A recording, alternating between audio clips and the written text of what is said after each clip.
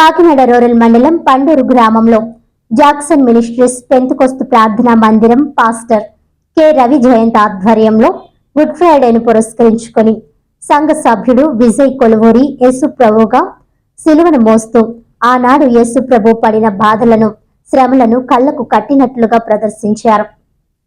ఈ సందర్భంగా pastor K Ravi Jayant మాట్లాడుతూ 50 సంవత్సరాల చరిత్ర గల పండూరు ప్రార్థనా మందిరంలో గత 2 సంవత్సరాల నుండి కల్వరి శిలువ యాత్ర కార్యక్రమాన్ని ఏర్పాటు చేయడం జరిగిందని, ఆనాడు యేసు ప్రభుని శిలువ వేసిన విధానం ఈనాడు మా గ్రామంలో ప్రజలకు తెలియచూపుతున్నామని తెలిపారు.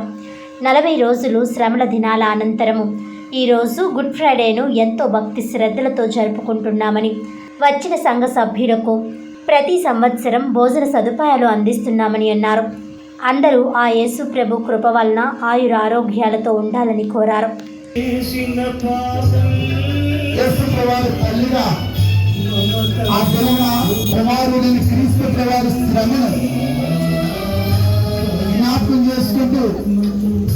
ఇలాగునే యేసు క్రీస్తు వారి తల్లి మరియా కన్నీరు పర్వతమైపోయి తన కుమారుడు పడిన త్యాగా ఖాళీ చేయడానికి వచ్చి ఖాళీ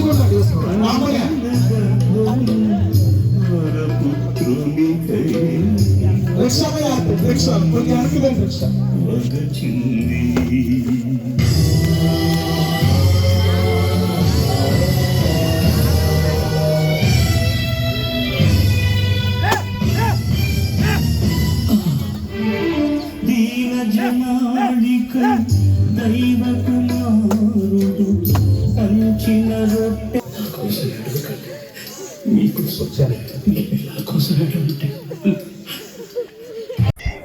చాలా సంతోషం. ఈ శ్రేష్టకరమైన సమయమున పండూరు గ్రామంలో గత 50 సంవత్సరాలుగా అపోస్తులు కటకం సత్యానందం అయ్యారు ఈ పండూరు ప్రాంతంలో ప్రారంభించినటువంటి సేవా పరిచర్య మరి కాకినాడ రూరల్లో పండూరు గ్రామంలో ఉన్నటువంటి మందిరం 50 సంవత్సరాల క్రితం ప్రారంభించబడింది.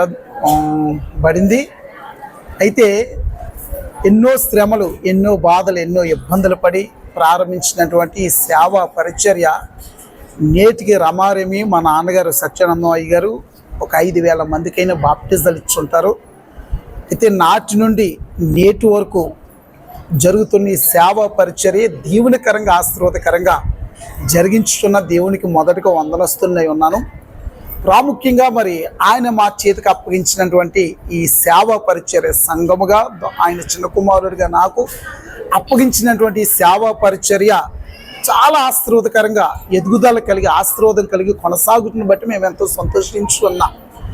అదే రీతిగా ప్రాముఖ్యంగా మరి గత 2 సంవత్సరాలుగా సిలువ యాత్ర అన్నది పండూరు ప్రాంతంలో అనేక మంది ప్రజల యొద్దకు వెళ్ళి ఆయన యేసుప్రభు వారు గూర్చినటువంటి విషయాలు వాక్య రూపంలో మాట్లాడుతున్నాం, కానీ కళ్ళకు చూపించాలని ఒక ఆతృత మా సంఘం అందరూ కలిగి ఉండేవారు. ఎందుకంటే ఆత్మలు రక్షించాలి, ప్రజలకు ఆ విషయాలు కళ్ళకు అద్దినట్టుగా చూపించాలి అన్న ఆసక్తి కలిగి మరి ఈ సంవత్సరం కూడా ఆ సిలువ యాత్రలో పండూరు గ్రామ వీధులన్నీ కూడా తిరిగి పండూరు కాలనీ, పండూరు ఊరు అనేక వీధులు గుండా తిరిగి ఆ సిలువ యాత్రను విజయవంతంగా కొనసాగించాం.